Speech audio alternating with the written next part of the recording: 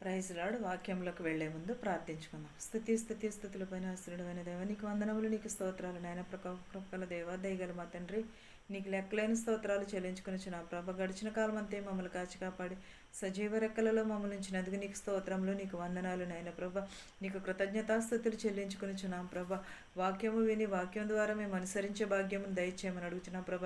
వినిచుండగా ప్రభ మాకు మారు మనసును దయచేయమని అడుగుతున్నాం ప్రభ. మా హృదయములు మార్చు, మా మనసులు మార్చమని అడుగుతున్నాం ప్రభ. నీ రాకడ కొరకు మేము ఎదురు చూసే భాగ్యము మాకు దయచేయమని అడుగుతున్నాను తండ్రి. ఆమేన్. లోక 16:10 చూద్దామండి. లోక 16:10. మిక్కిలి కొంచెంలో నమ్మకముగా ఉండువాడు ఎక్కువలోనూ నమ్మకముగా ఉండును. మిక్కిలి కొంచెంలో అన్యాయముగా ఉండువాడు ఎక్కువలోనూ అన్యాయముగా ఉండును. కాబట్టి మీరు అన్యాయపు సిరి విషయములలో నమ్మకముగా ఉండిన ఎడల సత్యమైన ధనమును ఎవరు మీ వశము చేయుదురు?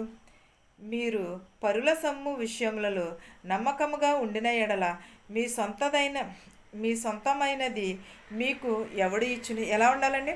కొంచెంలో నమ్మకముగా ఉండిన ఎడల, కొంచెంలో నమ్మకముగా ఉంటే మనకి దేవుడు ఏమన్నాడు? కొంచెంలో నమ్మకముగా ఉండండి అని చెప్పుచున్నాడు. కొంచెంలో నమ్మకముగా ఉండిన ఎడల మనకు కొంచెంలోనే దేవుడు ఇస్తానని చెప్పుచున్నాడు. మనము మిక్కిలి ఎక్కువగా నమ్మకముగా ఉంటే ఎదుటివారికి మనం అన్యాయం చేస్తుంది, తిరిగి మనకే వస్తూ ఉంటుంది. అలాగ కాకుండా మనం ఏమి చేయాలి? ఎదుటివారికి ఇస్తూ ఉండాలి. మనము ఎదుటివారి ఏడల మనము నమ్మకమును కూడా కలిగి ఉండాలి. ప్రతి ఒక్కరమును కూడా ఎప్పుడును కూడా నమ్మకంగా. మిక్కిలి కొంచెంలో అన్యాయంగా ఉండువాడు ఎక్కువలోనూ అన్యాయంగా ఉండును. దేవుడు ఒక్కొక్కసారి మనకి బాధ్యతలను అప్పగిస్తాడు. అది చిన్న బాధ్యత అయినా కావచ్చు, పెద్ద బాధ్యత అయినా కావచ్చు. కానీ దానిని మనం నమ్మకముగా చేస్తే మరికొన్ని బాధ్యతలు అప్పగిస్తాడు. అది నమ్మకముగా చేయాలి.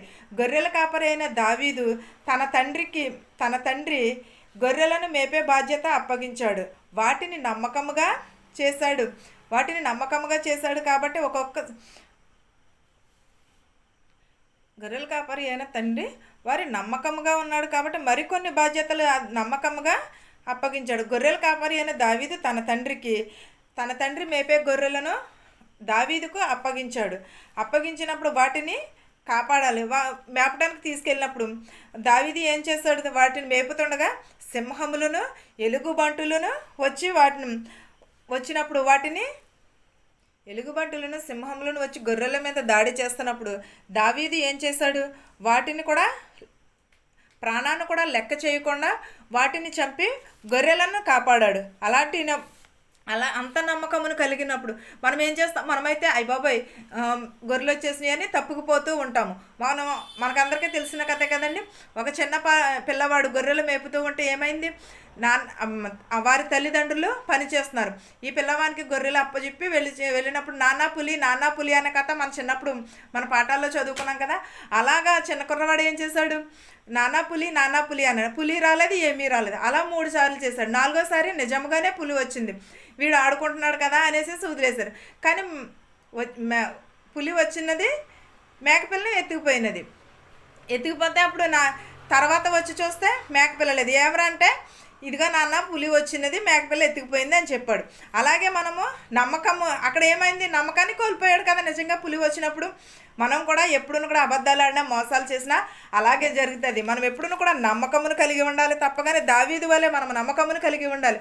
దావీదుకి తన తండ్రి గొర్రెలను ఇస్తే సింహం వచ్చింది, ఎలుగుబంట్లు వస్తే వాటిని చంపి వానికి గొర్రె పిల్లలని కాపాడాడు. తన ప్రాణాన్ని సహితం లెక్క చేయకుండా కూడా వాటన్నిటిని కూడా కాపాడాడు. వాటి మీద దాడి చేసినప్పుడు వాటితో పాటు పోరాడి వాటినన్నిటిని కూడా చంపి గొర్రె పిల్లలను కాపాడి నమ్మకంగా వాటిని రక్షించాడు. అందుకు దేవుడు దావీదుకు మళ్ళీ కూడా ఇశ్రాయేలు దేశాన్ని మీద రాజుగా నిలబెట్టాడు. ఎందువలన దావీదుకి ఇచ్చిన పనిని పూర్తి చేశాడు, నమ్మకంగా చేశాడు. కాబట్టి ఇశ్రాయేలులకి రాజుగా నియమించాడు. మనమైతే అంత నమ్మకంగా ఉంటాం, మన ప్రాణం కోసం మనమే వాటిని వదిలేసి వెళ్ళిపోతాము. అలా కాకుండా దావీదైతే తన ప్రాణాన్ని కూడా లెక్క చేయకోకుండా ఇశ్రాయేలుల మీద రాజుని చేశాడు. దేవుడు నిలవబెట్టాడు. నీకు అప్పగించిన పనిలో నువ్వు నమ్మకంగా ఉంటేనే కదా దేవుడు మనకు కూడా చాలా పనులు అప్పగిస్తూ ఉంటాడు. వాటన్నింటిని కూడా జయించి మనం ఎదరికి వెళ్తే ఇంకొకని బాధ్యతలు మన బిడ్డలకైనా మనం ఏం చేస్తాము, ఏదైనా పని చేశారనుకో, మంచి పని చేసిన తర్వాత వీడు బాగా చేశాడు అని ఇంకో పని అప్పగిస్తాము. అలాగే దేవుడు కూడా దావీదుకి అప్పగించాడు. అప్పగించిన పని పూర్తి చేశాడు. తర్వాత పెద్ద రాజు అయ్యాడు. మనం కూడా అలాగే నమ్మకంగా ఉంటే మనకు కూడా దేవుడు అలాంటి దీవెనలే ఇస్తాడు. నిలవబెట్టి గొప్పగా చేస్తాడు. గొప్ప పనిలో నీవు నమ్మకముగా ఉంటే, కొంచెము పనిలో నువ్వు నమ్మకముగా ఉంటే దేవుడు కూడా నీకు కొన్ని బాధ్యతలు అప్పగిస్తాడు. అప్పగించిన బాధ్యతలను మనము ఎప్పుడూ కూడా నమ్మకముగా చేయాలి. అది మానేసి మనం ఏం చేస్తామంటే నమ్మకం లేకుండా చేస్తే అది వ్యర్థమే అవుతుంది. మన విశ్వాసమే మనల్ని రక్షిస్తుంది. మన బాధ్యతల నుండి మనము ఎదరికి వెళితేనే మనకి ఇవన్నీ కూడా జయం జరుగుతాయి. అంతేగాని మనం నిజమైన క్రైస్తవులం ఎలా ఉండాలి? మన మదిలో ఏమి ఉండాలి? ప్రార్థన ఉండాలి. మన గదిలో ఏముండాలి? వాక్యము ఉండాలి. వాక్యము మన ప్రవర్తనలో పరిశుద్ధత ఉండాలి. సమాజంలో మంచి సత్క్రియ కలిగి ఉండాలి. ఇలా ఉంటే మరణము వరకు కూడా దేవుడు మనలను దీవిస్తాడు. మనల్ని విడిచిపెట్టేవాడు కూడా కాదు. మనము విన్న వాటిని మన హృదయంలో నింపుకోవాలి. దానిని బట్టే మన హృదయము ఉండాలి. మన హృదయము స్పందించాలి. స్పందించిన హృదయమును బట్టి జీవితము ఉండాలి. అంతేగాని మనము ఇష్టం వచ్చినట్టు ఉంటే, మనం ఇష్టానుసారంగా ఉంటే దేవుడు మనకు రక్షణ ఉండదు. దేవుడి మీద మనకు నమ్మకం ఉండదు. దావీదు వల్లే మనము నమ్మకమును కలిగి ఉండాలి. కొంచెంలో నమ్మకముగా ఉంటే కొంచెం మనం ఎదుటివారి సొమ్మునికి ఆశపడకూడదు. ఎప్పుడూ కూడా మనకే తప్పగాని ఎదుటివారి సొమ్ము పరుల సొమ్ము పాము వంటిదని చెప్పుచున్నాడు. మనం దావీదు వల్లే నమ్మకమును కలిగి, దావీదు వల్లే మనము ఎప్పుడూ కూడా విశ్వాసం కలిగి దేవునికి నమ్మకంగా ఉందాం. ఈ వాక్యమును మీకును మాకును మనందరికీ తోడయ్యుండును గాక. ప్రార్థించుకుందాం. స్తుతులపైన ఆసీనుడైన దేవ, నీకు వందనములు, నీకు స్తోత్రాలు నాయన. దయగల మా తండ్రి, కృపగల దేవ, నీకు లెక్కలేని స్తోత్రములు చెల్లించుకునిచున్నాను ప్రభా. మా శత్రువుల్ని మిత్రువుల్ని దీవించమని అడుగుచున్నాను ప్రభా. ధనుకులనేమి పేదలనేమి దీవించమని అడుగుచున్నాను ప్రభా. వృద్ధాప్యంలో నన్ను యవనస్తుని యవనరాలని బాలికలని బాలింతలను ప్రభా ప్రతి ఒక్కరిని దీవించమని అడుగుచున్నాను ప్రభా. పరిచర్య చేసిన వారిని ప్రభా, ఎవరైతే ఏ పని అయితే చేస్తున్నారో వారి పనులను దీవించమని అడుగుచున్నాం ప్రభా. బస్సులో వెళుచున్నట్టు వారిని, రైల్లో వెళ్ళి వారి వాహనములు ఏమైతే నడుపుచున్నారో వారి వాహనంతో సురక్షితంగా వెళ్ళేటకు సహాయం చేయమని అడుగుచున్నాం ప్రభా. హాస్పిటల్లోనైనా ప్రభా ఎంతోమంది ఎన్నో రోగములతో వ్యాధులతో బాధపడుచున్నారు ప్రభా.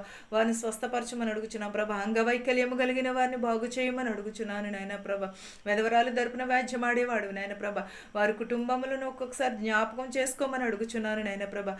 ప్రతి ఒక్కరికి మనశ్శాంతిని దయచేయమని అడుగుచున్నాం ప్రభా.